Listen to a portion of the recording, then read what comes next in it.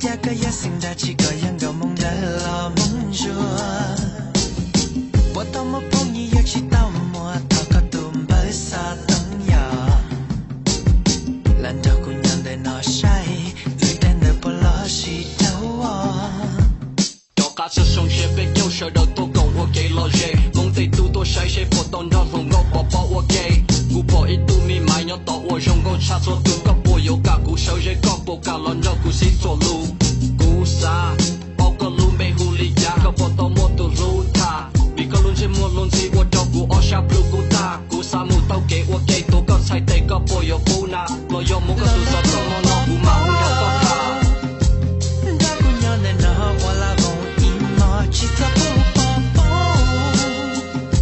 lấy một giấc cả giống cha của mùa cầm lúa mỗi ngày chỉ nhớ lo cũ cha lo mà lấy chỉ sao muốn chơi ý lên lo mai lo thêm mấy gì lần đó cũ yeah lần đó cũ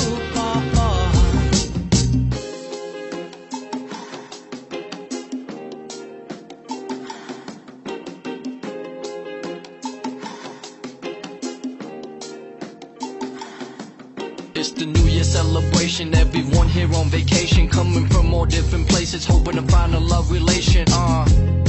In just a few distance away, I see a dime. She was finer than the rest, wanna make her mine.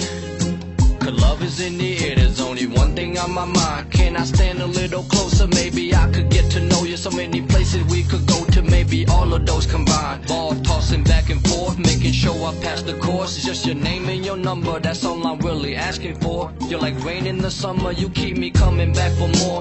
Your beauty's so refreshing, you got me hooked.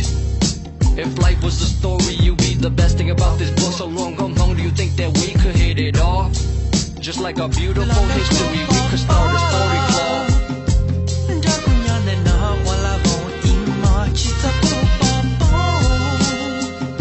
lấy một giấc cả giống cha của mùa cầm lúa mỗi ngày chỉ nhớ lo cũ cha lo mà lấy chỉ sao muốn chơi ý lên lo mai lo thêm mấy gì lần đó cũ yeah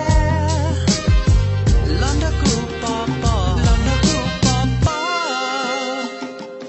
đã cùng nhau nên nó qua là vòng im mò chỉ ta lấy một giấc cả giống cha của mùa cầm lúa mỗi ngày chỉ nhớ lo cũ cha lo mà lấy